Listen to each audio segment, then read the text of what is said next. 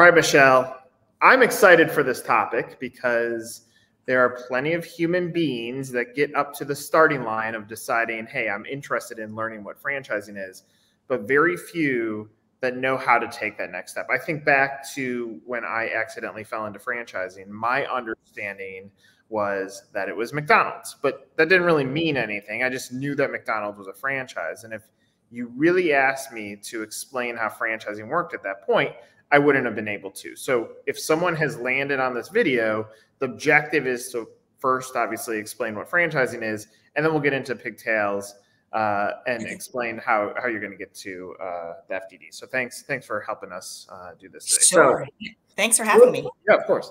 So let's start with, think of it like it's your neighbor. Your neighbor comes to you and says, ooh, Michelle, you're in franchising. What does that mean? How would you answer that? So, everybody has the thoughts of, I want to be my own business owner. I want to be able to have the financial freedom. I want to have the flexibility. I want to do this on my own, but I don't know how. And that's why people flock to franchising, because the processes and the procedures are in place. You get the franchise support needed to be able to be a successful business owner without having to reinvent the wheel. And so I think a lot of people, when they want to be an entrepreneur and small business and they have no idea where to go, they start looking into franchises because they say, hey, there's that brand recognition. It's already there. I know that it's a turnkey operation. They're going to help me with the site selection and the lease negotiation and the training and HR and customer service and all of the asset marketing, financial understanding, all of the aspects of running an operation without doing it by yourself. Yeah, I think through, and I've gone through this exercise before. I think through what it would take to start a business from scratch, and certainly franchisors do that. Franchisors go through the pain and investment, and for a franchise buyer, just to put it in perspective, just to franchise your business could cost about $100,000. So let's put the franchise side, franchising your business to the side. You have to do branding, clearly, because you're going to open up a unit. You have to hire someone to help you on real estate selection if you're going to do it the right way and not obviously go the cheaper route.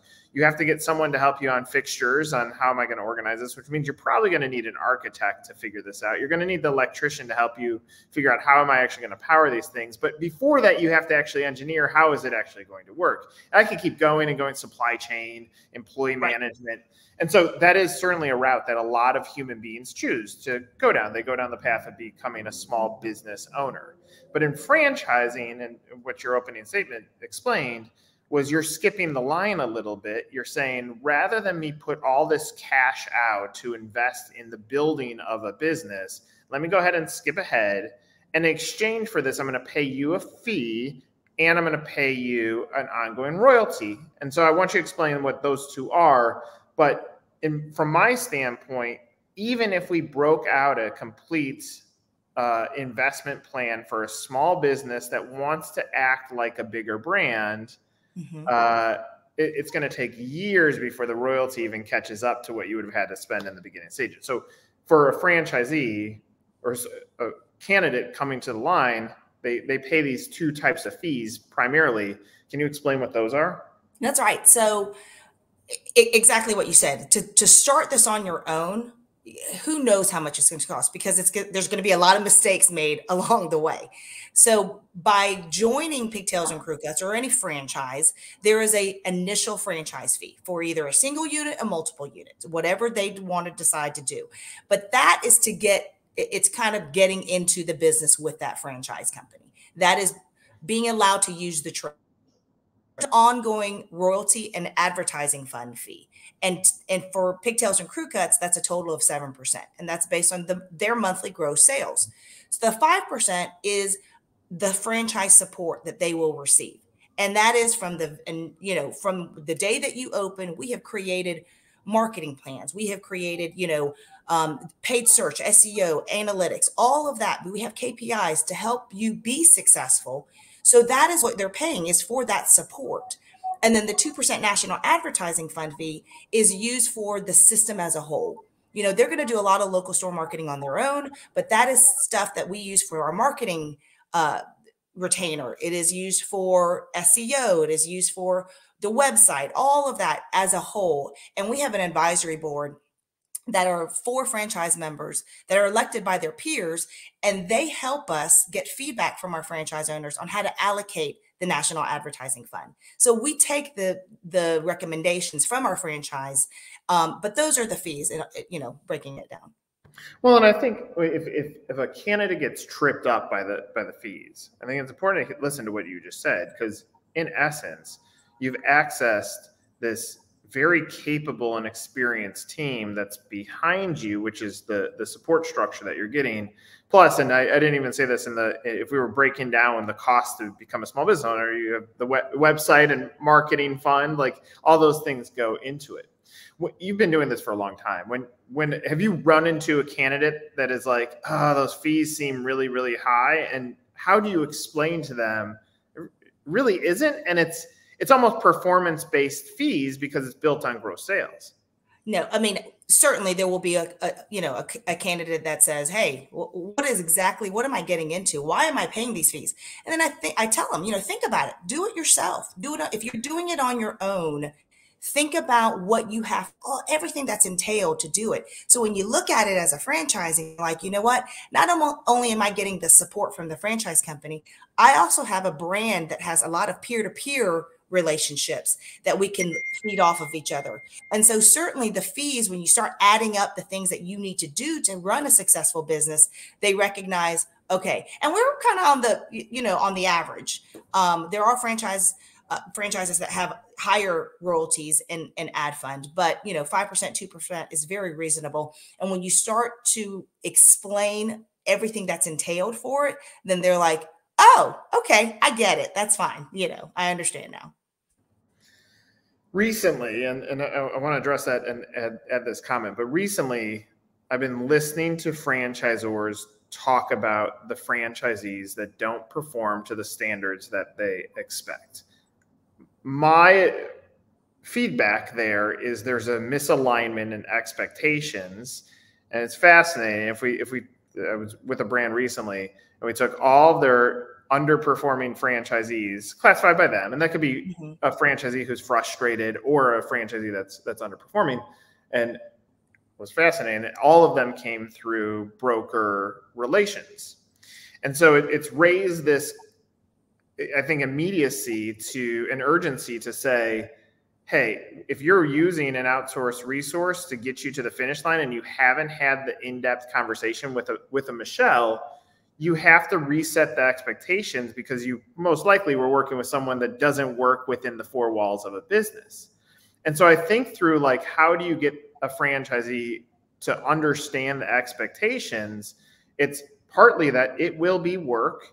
Secondly, yes, you're in this to make money, and you're going to look at examples within item 19, which we'll talk about in a minute. Mm-hmm. But it's so dependent on your ability to get ingrained in your community, your ability to really facilitate a relationship with your staff, and your ability to follow the system. So I say all this, like, if you could talk to someone who is not a franchisee yet and say, just so you know, this is what you're going to have to know to be successful or have a shot at success, what would that be?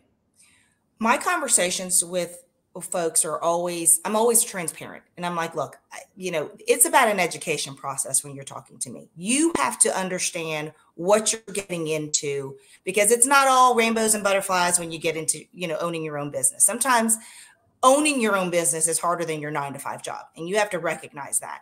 And so we want to be, fully transparent of what that could entail. You might not make money from day one. You have to set that expectation.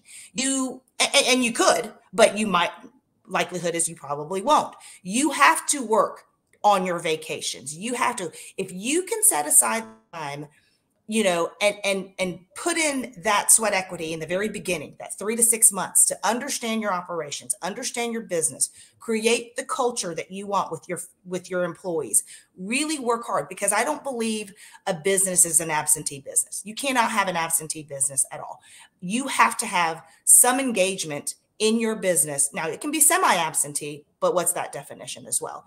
So when I speak with candidates and I talk to them about what it's entailed to own a business at Pigtails and Crewcuts. I want to be transparent. I want them to understand you're going to have to put some effort into this in the very beginning, knowing that there is going to be flexibility and freedom of your time and that work-life balance. But in the very beginning, you have to be able to make that commitment. And if you can and you're willing to do that, then you can have a very successful business down the road.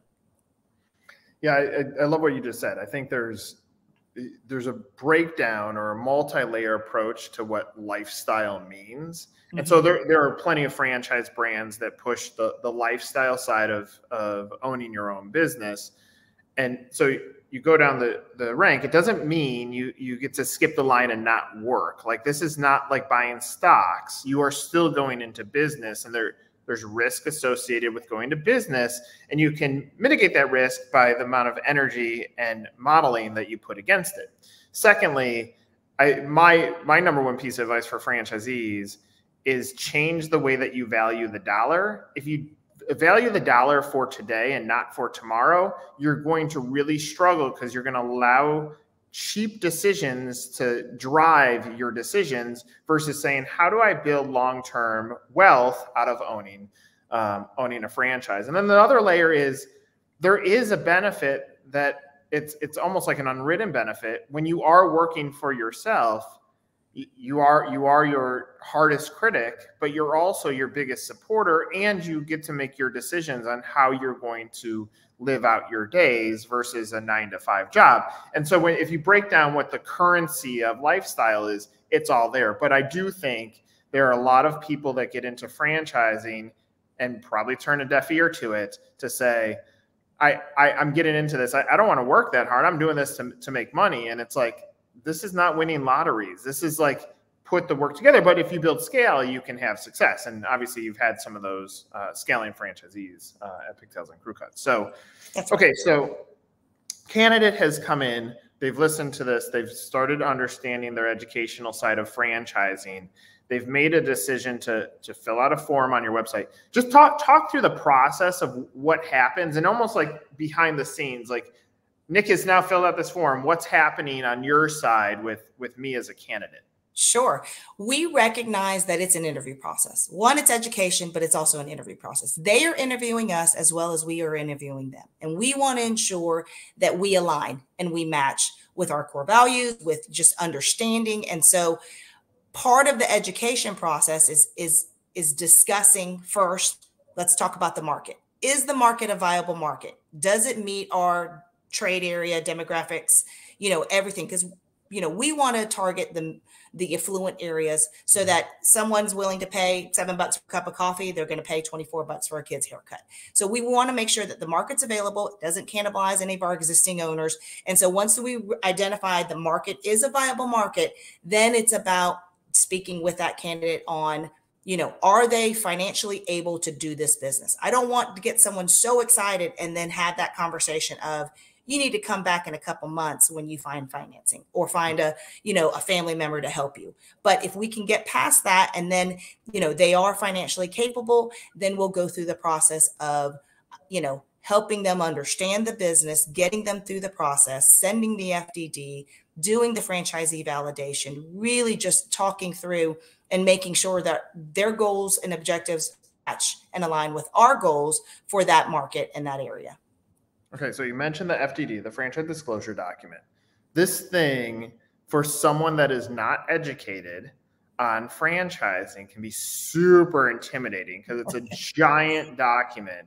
But if you were to simplify it and say, here's why you shouldn't be intimidated by this, and here are the areas that I think are important for you to look at, how would you advise on that? So when we get to the conversation with a candidate about the FDD, and I tell them up front, I said, look, it's a franchise disclosure document. It's required by the Federal Trade Commission that everybody has to have it. It's a disclosure document, and it can be completely intimidating. It's 270 pages written by lawyers. If you have trouble sleeping at night, pick it up and read it, because you'll probably fall asleep. But it's super important for you to read it and understand it. And that's why I'm here. I'm here to help you. If you want to retain a franchise attorney to help you understand it, go for it. But right now, you don't need to do that. Don't spend the money on that. Save your money. Come to me with those questions. I can give you the high level Cliff Note version. I really want them to understand there's certain items, item 5, item 7, item 19, that they can, look at. But I always tell them it is a very important document that you need to read over time and understand, because it is a disclosure document and you need to know what you're getting into. And, it's about who we are, what we are, copy of the franchise agreement, how we are financially as a company. And it's really and then a list of our franchise owners to help them understand who, we're in the market where we are. And so I always tell people, I'm going to send it to you. Do not be intimidated. The next phone call that we're going to have is to talk about any questions that you have regarding it. Yeah. So for a buyer, items, think of those as like chapters in a book. And the other thing that I try to say to eliminate the intimidation factor. Now, as a side note, I actually enjoy reading them because I think it's interesting to look at the structure and the and the benefits of the business, which they are in there if you understand how to read it. But you have these chapters, and if you think about it like as extreme as buying a home, you have these disclosures at your closing. Most human beings just go to, where do I sign? They don't read through it, and then you're buying something that is arguably the most expensive thing you're going to buy outside of buying a franchise. Or you think about, you go to rent your car, you just go sign, and you sign the sheet. Now, sometimes when you're renting a car or you're checking into a hotel, the person behind the desk will say, well, this one is like no smoking in the room, which would be like item 5. And this one is no pets, which is item 7. And here's what your costs are in case you do, which would be item 19. So like it breaks it down the same way. So if you take off the intimidation factor and break it down, the 3 items that you called out are 5, 7, and 19. So tell us what 5, 7, and 19 are and why you see those as important. So it's the investment range. You need to know what you're getting into, what it's going to cost you. There is a range, because it's based on market. Every market costs, different prices. So that is the range. Item 19 is where our average unit volume is. That's where people want to do, hey, Michelle, how much money am I going to make at this?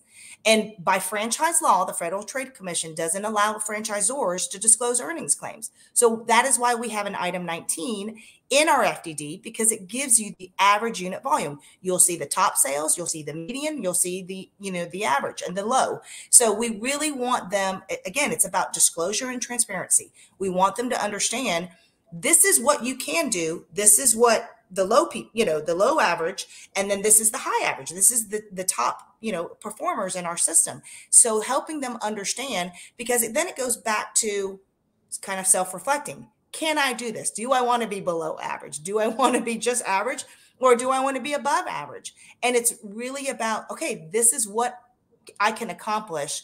And then that just usually triggers additional questions. When you've looked at it as a critic, you're on your own and you're looking at your story, how do you feel about it? How do you feel about the story today, and how has it gotten better? Obviously, from an item 19 standpoint, are you feeling strong about it? Yeah, absolutely. Our item 19 continues to improve every year, and that shows the support that our team gives our franchisees. We're a kids hair salon franchise, so you're like, hey, everybody needs a haircut and people spend money on their kids. How does that get better over time? And so it's really about going back to that franchise support. And when I talk to people, I always emphasize on that franchise support. And so as we look at our item 19, that is the validation that confirms our system is improving. It is getting financially healthier and fiscally better every single year. So yeah, I'm pleased. It's interesting that you say that. I don't think many candidates do this, but if you're a candidate and you want to go backwards and look at FDDs, you can find older information online. There are sites that disclose this information. But interesting to what you just said, you said our item 19 continues to improve year over year. I think that's a big deal. Do you ever see candidates going backwards to work through those numbers and understand that story too?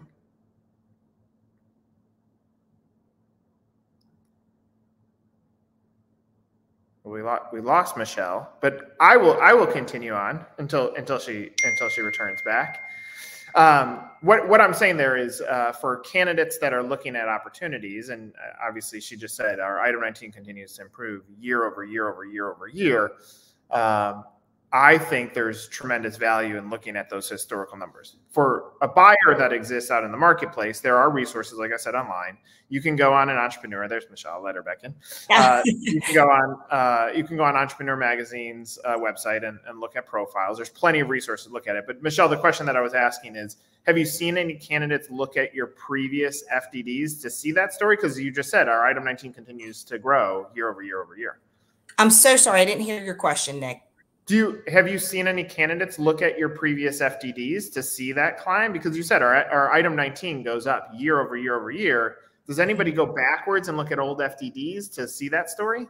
I haven't had that question. They certainly can if they said, Should. Michelle, if I wanted to see last year, absolutely. I mean, they do see the financials as a company previous year.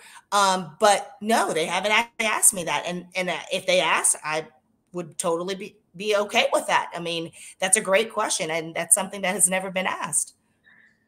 Is there anything that comes up? So now I've reviewed the FDD. I've been disclosed. I've looked at this. Is there a consistent question that comes up that you have to field and explain? How much money can I make at this, Michelle? Tell me how much money I can make. And I'm like, I can't tell you how much money. So what I do is after the FDD and they have an understanding of what it is entailed to own a Pigtails and Crewcuts, I go through kind of a business economics pro forma spreadsheet with them. And we'll do a Zoom call and we'll talk about, it's really our chart of accounts. And we make assumptions. I allow them to make the assumptions. If you do this number of haircuts with these expenses, this is potentially what you can earn.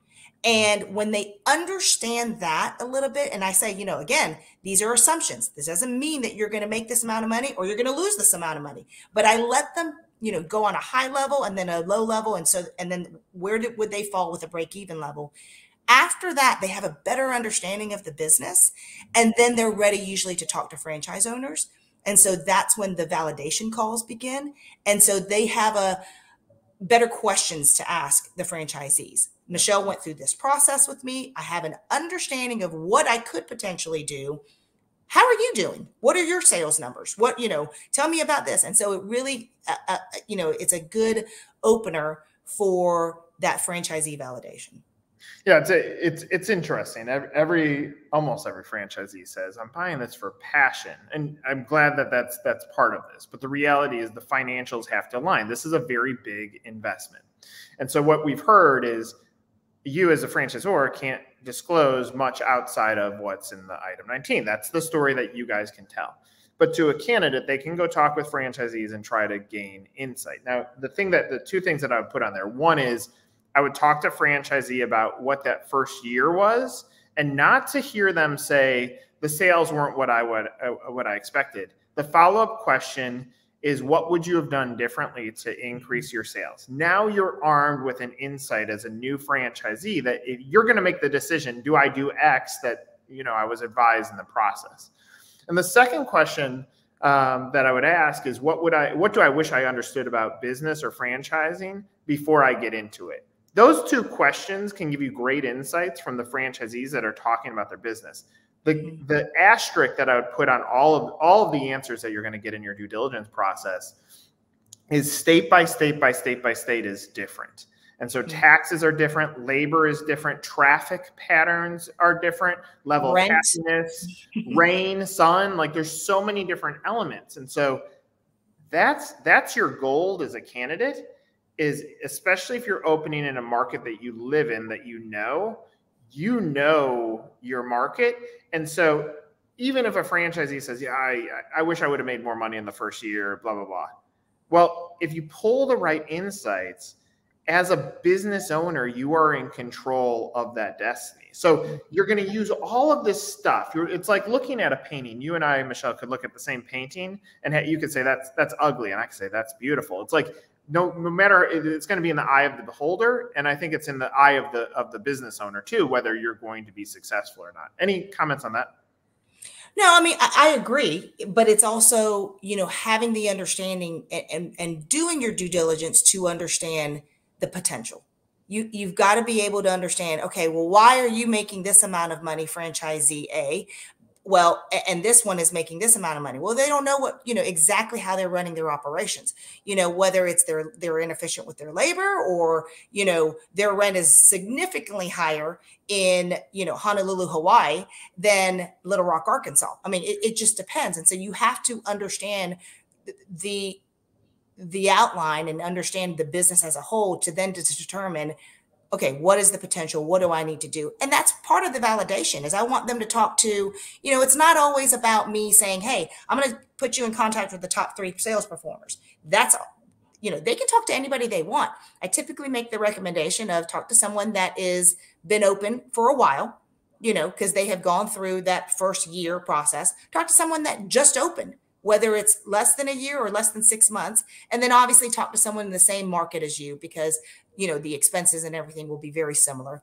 And so, but they can speak to anybody in our franchise system, as long as I, make the email introduction and they've gone through the process. And our franchisees are willing to talk. They love, one, they want to see the brand grow, but they also understand the position that candidate is in. To understand the business and understand the financial component of it helps them make the right decision for their family. And so they want to be able to assist them, because with, it's the same process that they were going through as well. So our franchisees are willing to talk, which is great, because, we have a very healthy franchise system, and our franchisees actually like us. I want to close with your final just statement on how things are going with the business today. But someone that has watched this video up to this point, and you may be watching this on the Pigtails and Crewcuts website, you may be watching this on YouTube, you might be watching it somewhere on 1851, doesn't matter where you're watching it. If you've got to this point, my final recommendation to you is the beauty of filling out a form on a website is it costs you $0. It doesn't cost you anything. And so if you just take the leap, fill out the form, you're going to get a free consulting call from the team at Pigtails and Crewcuts without having to pay for it. And then you decide if you want to continue down the process or if timing's right or wrong. But Michelle, any last closing statements on how the business is doing? Well, that's exactly right. It is about education, and you're gonna talk to a lot of people. And when you call whether it's me or whether it's Hannah or whether it's our CEO Wade Brandon, you're gonna learn about Pigtails and Crewcuts, and that's when you identify, is this right for me and my family? Or is this the right investment? Are these the right people that I want to get involved with? And is this something that works for you as a family?